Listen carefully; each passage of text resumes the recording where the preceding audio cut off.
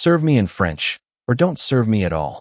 The words landed like a quiet challenge, sharp enough to cut through the soft clinking of glasses and low murmurs of a $300 per plate dinner crowd. And yet he didn't even look up when he said it, his attention still locked on the glowing screen of his phone, as if the woman standing beside his table didn't exist beyond her uniform, as if she were just another background detail in a life filled with acquisitions, contracts, and people who always said yes. But Emily Carter didn't move right away. She didn't rush, didn't frown, didn't react the way most would when spoken to like that. She simply stood there, still, composed, her hand resting lightly on the leather order pad, her eyes calm, observant, taking him in the way one studies something mildly interesting but not particularly impressive. And then, without raising her voice, without changing her expression, she answered him in flawless French, each word precise, each syllable clean, her tone soft but unmistakably confident. And just before she finished, she made a small correction, subtle, almost invisible to anyone who didn't understand the language. But to those who did, it was unmistakable. She had corrected him, not rudely, not mockingly, just accurately. And for a fraction of a second, something shifted in the air. The couple at the next table paused mid-conversation.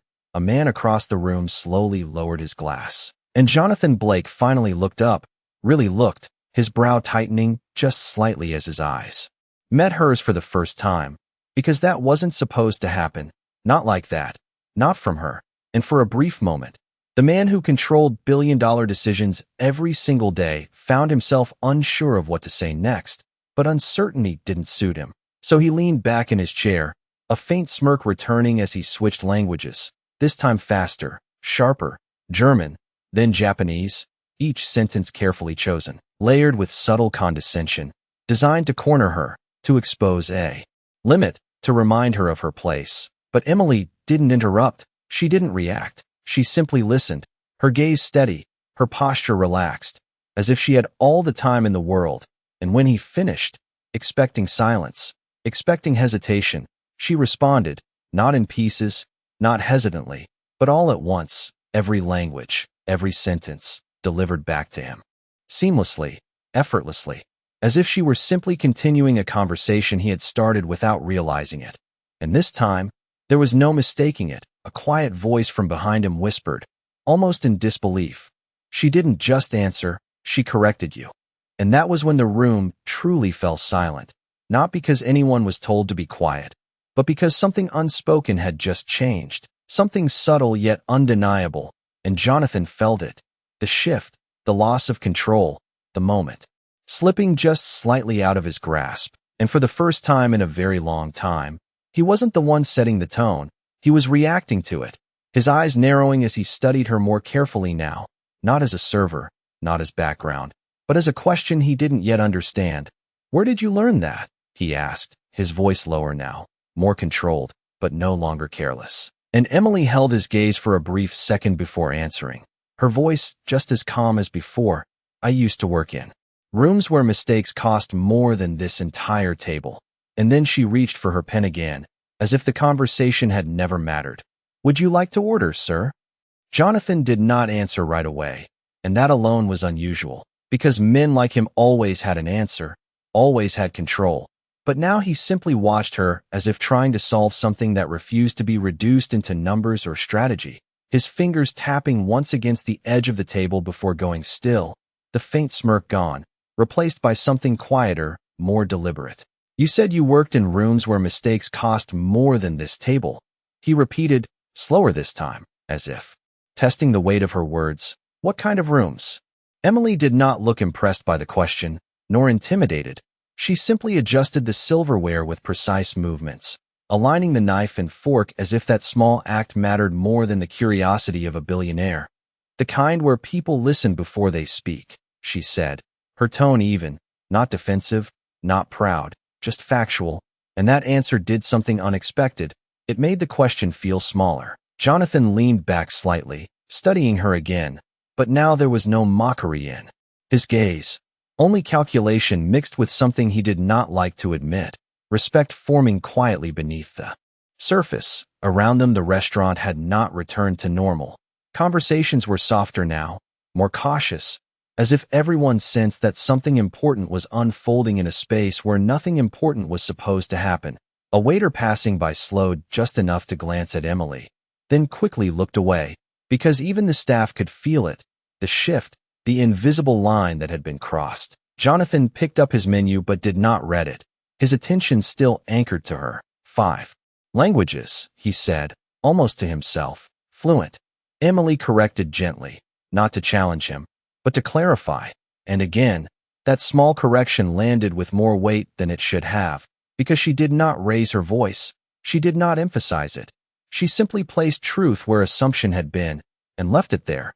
Jonathan exhaled slowly, closing the menu without ordering, something he had never done in this restaurant, a place where his preferences were known before he even sat down.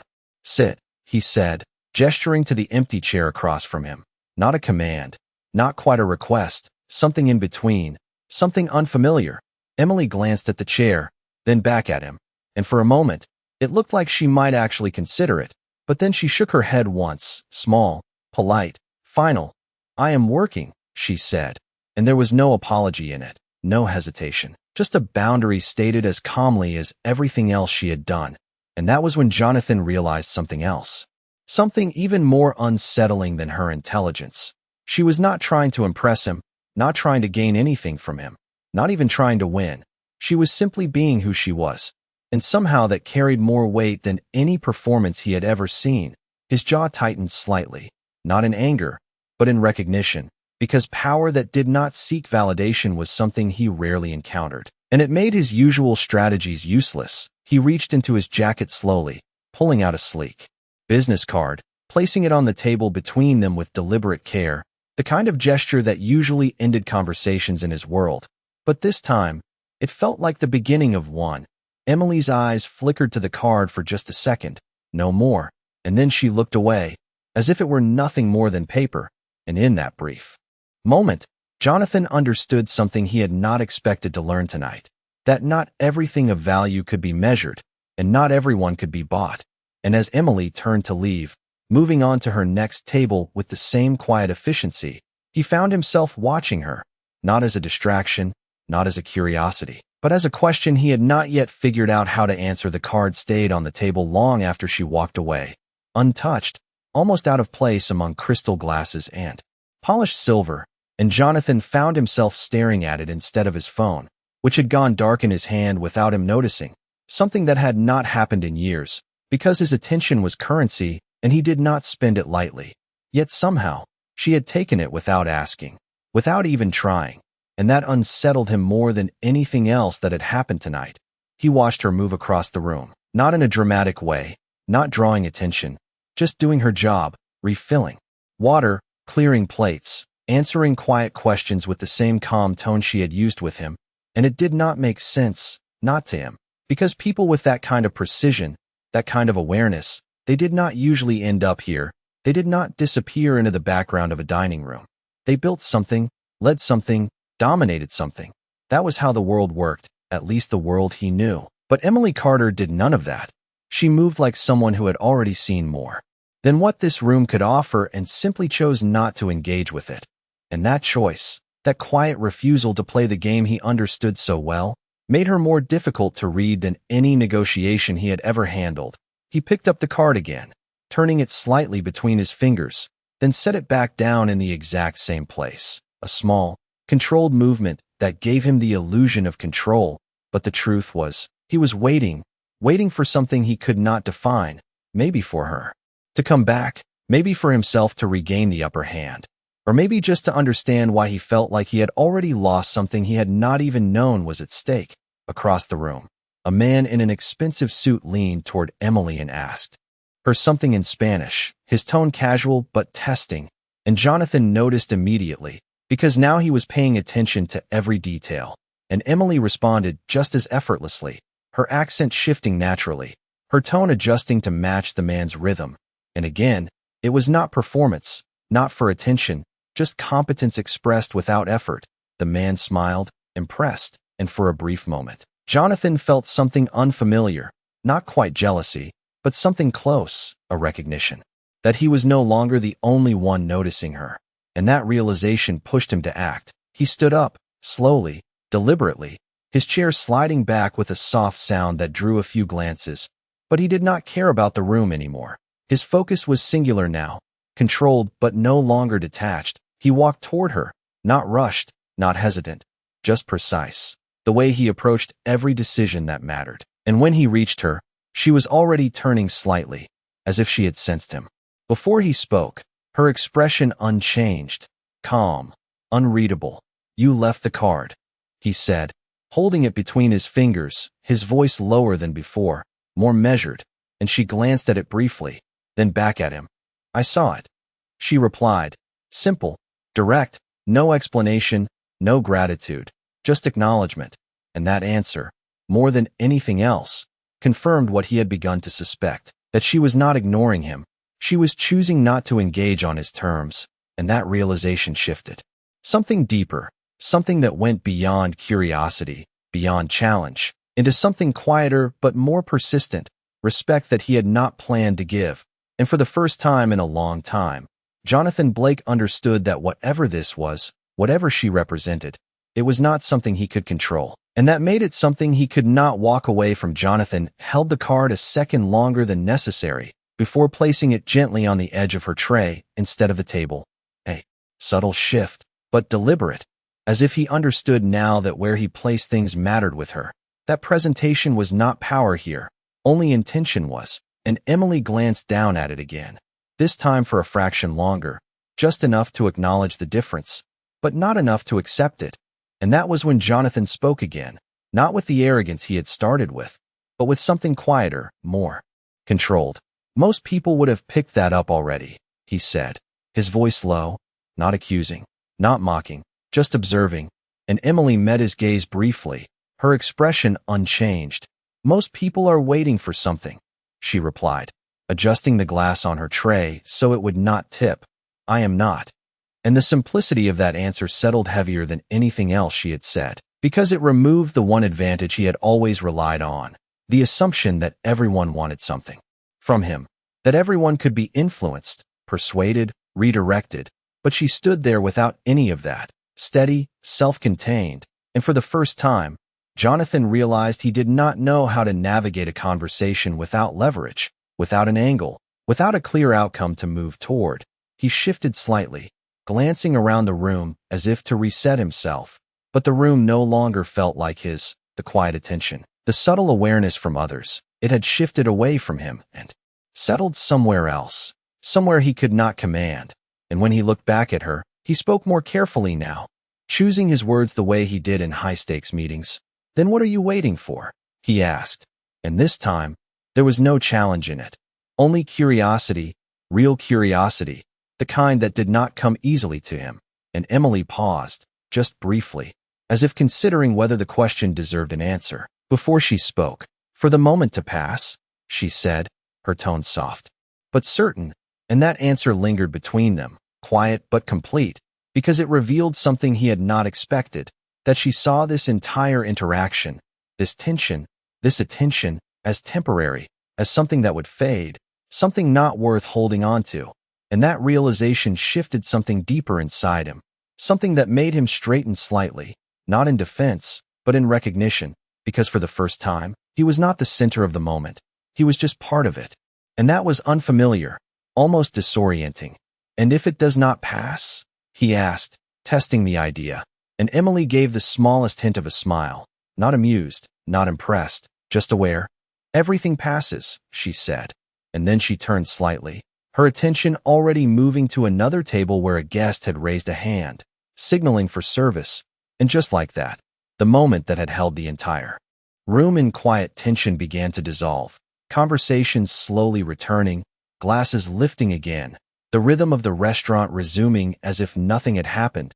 But Jonathan did not move. He stood there for a second longer, watching her step into another interaction with the same calm precision, the same quiet control. And he realized something he could not ignore anymore, that this was not about proving her wrong or understanding her completely. It was about something far more unsettling. The fact that she had already defined the terms of this encounter without saying so, and he had stepped into them without realizing it. And as he returned to his table, sitting down slowly. He looked at the card now resting on her tray across the room, and for the first time, it did not feel like an offer. It felt like a question, one he was no longer sure he knew how to answer. Jonathan did not reach for his phone this time, even as it buzzed once. Then again, a quiet reminder of a world that usually demanded his attention, but now felt distant, almost irrelevant compared to the quiet presence moving across the room. He sat still, watching without appearing to watch, learning without asking, because something about Emily Carter did not reward direct pursuit. It required observation, patience, a kind of restraint he was not used to practicing. And as she moved from table to table, there was a pattern, subtle but consistent. She listened longer than she spoke, adjusted her tone to match the person in front of her, never performing, never overextending. Just enough, always just enough. And it created something rare, trust, not the kind built with contracts or leverage, but the kind that formed in small, almost invisible moments. A glass refilled before it was empty, a question answered before it was fully asked, and Jonathan recognized it for what it was, influence without force. Something far more difficult to achieve than anything he had built in his world. His fingers rested lightly on the edge of the table, still, controlled, but his thoughts were not.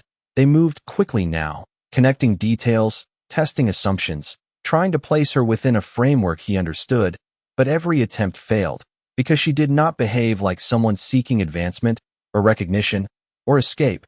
She behaved like someone who had already measured those things and chosen something else, something quieter, and that choice unsettled him more than any display of ambition ever could. Across the room, Emily paused near the service station, her tray now empty except for one thing, his card, still resting there, unmoved, untouched, and for a brief second, she picked it up, not quickly, not impulsively, just deliberately, as if weighing its presence more than its value, her eyes scanning it once, taking in the name, the title, the number that opened doors most people would never even see. And then, without any visible change in her expression, she turned slightly and placed it down on the counter beside her, not in her pocket, not hidden away, just set aside, like something that could be returned at any time. And that small action carried more meaning than any refusal she could have spoken out loud, because it was not rejection, it was independence, and Jonathan saw it, even from across the room. He understood exactly what she had done. She had not dismissed him, she had simply removed his influence from the equation.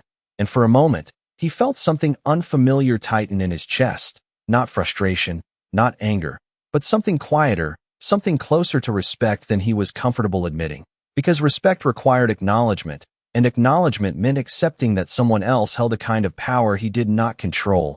He exhaled slowly, leaning back in his chair, his gaze steady now, no longer searching for a weakness, no longer trying to anticipate her next move, because he realized there was no move, no strategy, no hidden agenda waiting to be uncovered.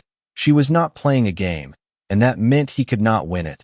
The realization settled over him gradually, not as defeat, but as clarity, and clarity, in his world, was always the beginning of something new. He stood again, but this time there was no urgency, no need to prove anything, just a quiet decision forming beneath the surface. As he walked toward the service station, not directly to her, but close enough to be seen without interrupting. And when Emily noticed him, her gaze lifting for just a second, he did something he had not done all evening. He waited, not for her attention, not for her approval, but simply for the moment to align, and when it did, he spoke, his voice lower, steadier than before.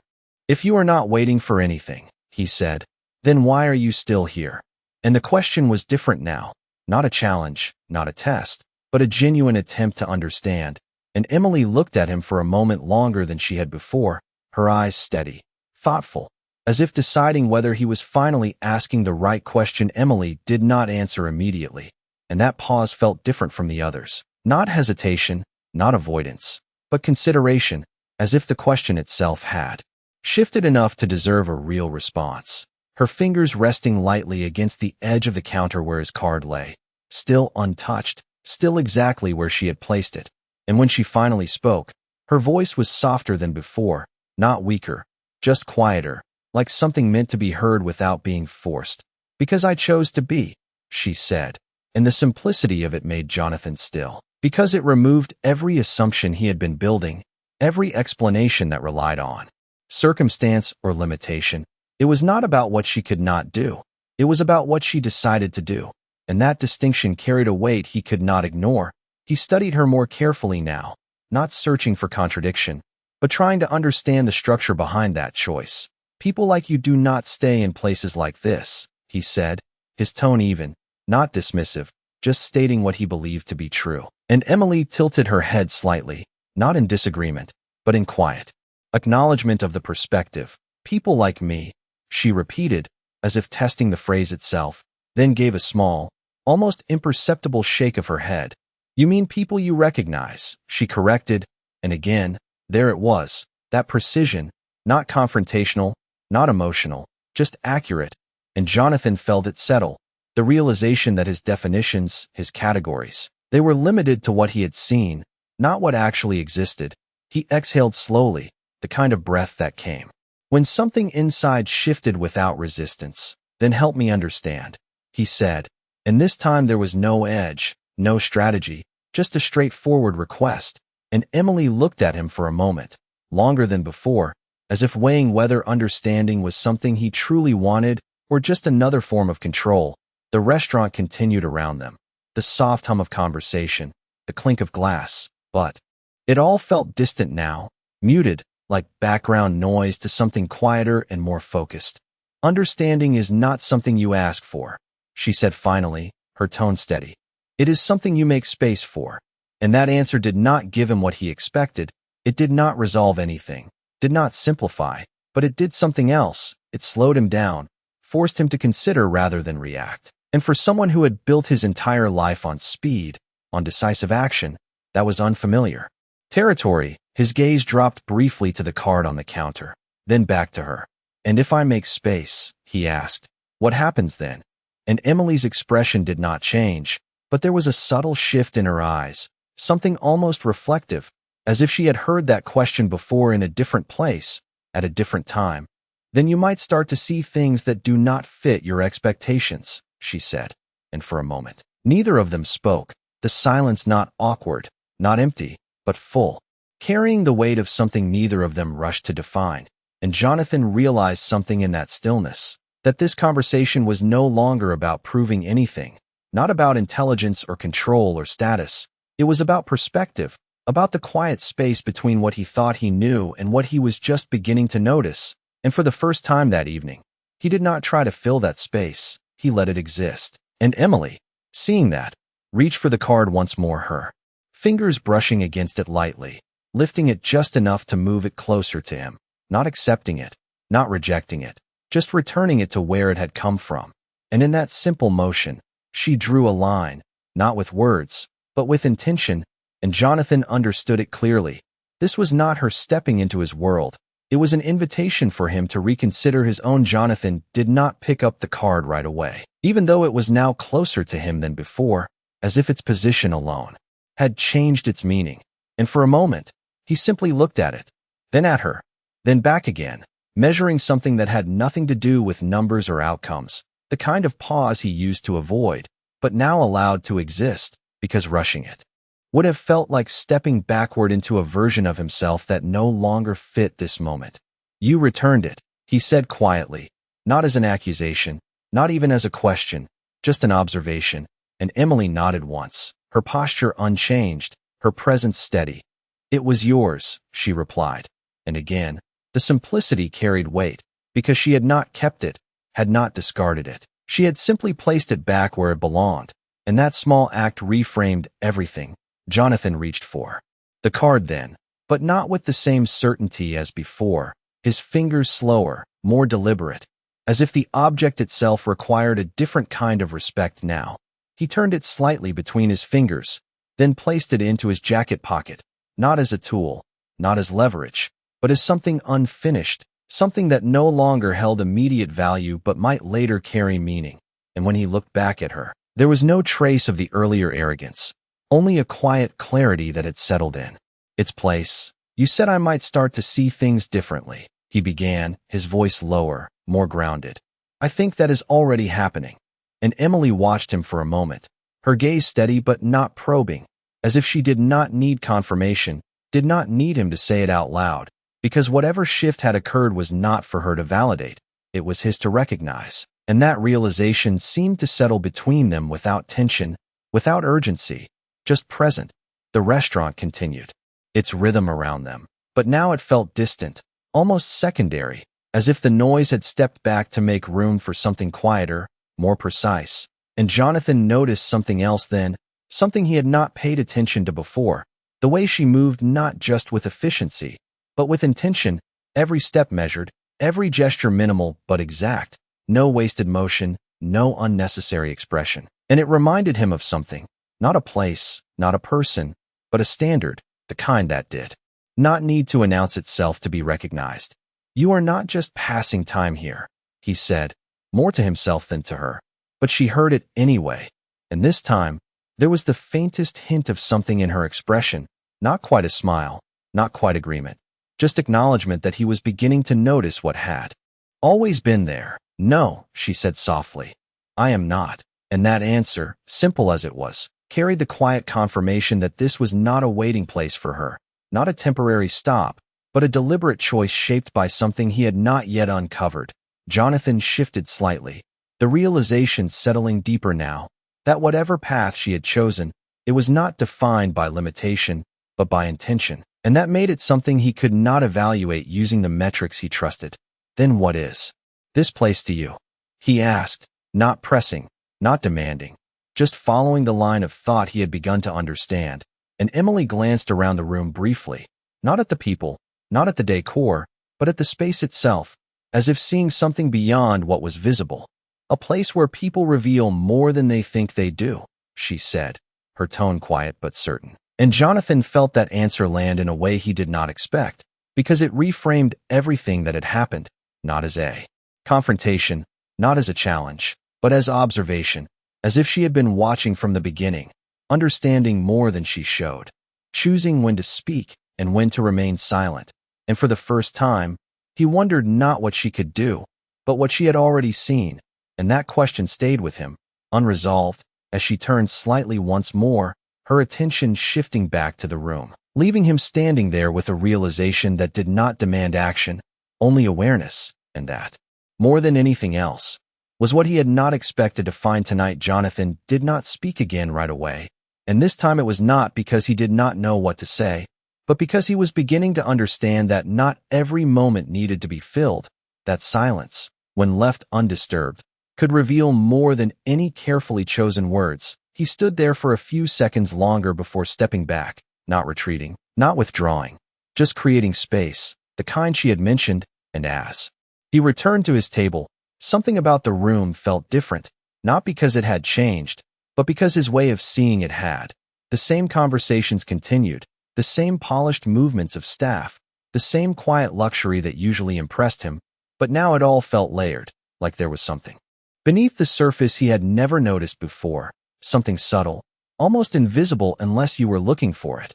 And he realized that Emily had been seeing it all along, not reacting, not interfering, just observing, understanding, choosing when to step in and when to remain still, and that realization stayed with him as he sat down, his posture less rigid now, his attention no longer divided between his phone and the world around him, but fully present. For the first time in a long time, he reached for the glass of water in front of him, taking a slow sip, noticing something as simple as the temperature, the clarity, details he would normally overlook, and it felt almost unfamiliar, this slowing down, this awareness, across the room. Emily continued her work, but now he saw it differently, not as routine, but as intention, each movement part of a rhythm she controlled without drawing attention to it. And then something shifted again. A new group entered the restaurant, louder than the rest, confident, carrying the kind of energy that usually dominated a space. And as they were seated, one of them began speaking rapidly in Italian, his tone animated, his gestures broad, testing the staff, expecting confusion, expecting the same reaction Jonathan had once assumed.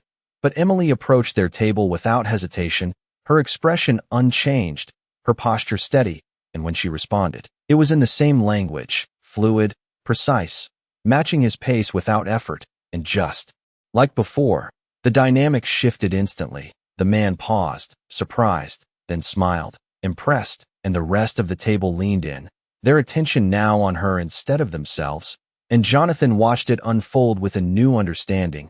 This was not a coincidence, not a one-time moment. This was who she was, consistently, quietly, without needing recognition, and for the first time, he felt something settle into place. Not confusion, not curiosity, but clarity. She was not here because she lacked opportunity. She was here because she had chosen a different way to engage with the world, one that did not rely on titles or status, but on presence, awareness, and control that did not need to be displayed to exist. And that realization carried a weight he could not ignore, because it challenged something fundamental in the way he had built his life, the belief that value had to be visible to matter, that influence had to be asserted to be real. But she had shown him something else, something quieter, but no less powerful. And as he watched her finish with the new table, offering a brief nod before stepping away, he understood that whatever he had walked into tonight was not something he could measure or categorize. It was something he had to experience, something that required him to let go of the frameworks he trusted. And that was not easy, not for someone like him, but it was necessary. And for the first time, that necessity did not feel like a loss of control. It felt like an opportunity to see beyond it. And as Emily moved past his table once more, her presence as calm as ever, he did not stop her, did not call out, did not try to redirect the moment, because he finally understood that this was not about capturing her attention. It was about earning the ability to be seen differently by someone who already saw more than most. And that realization stayed with him, quiet but undeniable. As the night continued around them, the night moved forward, but something about it no longer felt routine. Not for Jonathan, not after everything he had begun to notice. And as the restaurant slowly shifted toward its quieter hours, the energy softened, conversations lowering, lights dimming just slightly. He remained at his table longer than usual, not because he had business to finish, but because leaving too soon would feel like closing something that had not yet fully revealed itself. And across the room, Emily continued her work with the same steady rhythm, unchanged, unaffected by the subtle attention she had drawn throughout the evening, as if none of it had ever been about her. And that, more than anything else, stayed with him, because in his world, attention was currency, something to be captured, amplified, leveraged. But here, with her, it passed through without leaving a mark. And that difference carried a kind of quiet authority he could not ignore. Eventually, he stood, not abruptly, not as an exit, but as a decision that had finally settled into place. He adjusted his jacket, his movements precise as always, but now lacking the sharp edge of urgency. And when Emily approached his table one last time, her expression calm, professional, unchanged, he did not start with a statement, did not assert control. He simply met her gaze, steady, present. "I think I understand something now," he said, his voice low but clear, and she waited, not encouraging, not dismissing, just allowing the moment to unfold on its own. "You were never trying to prove anything," he continued, and there was no frustration in his tone, no resistance, only recognition, and Emily gave a small nod, almost imperceptible, as if confirming something that had been obvious all along. "No," she said softly, and for a moment, that single word held more weight than any explanation could have, because it closed the distance between assumption and truth without needing to elaborate. Jonathan glanced briefly at the table, at the untouched details of a meal he had barely noticed, then back at her.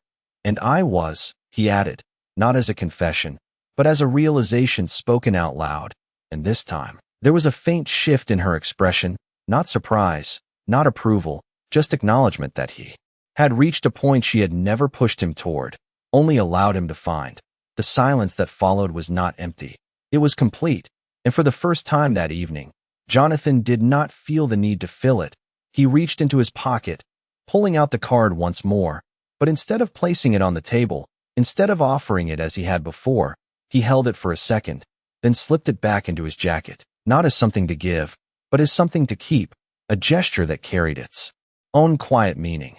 And when he spoke again, his voice was softer, more grounded than it had been at any point before. "Thank you," he said, Simple, unadorned, without expectation, and Emily met his gaze briefly, her eyes steady, her presence unchanged. For what?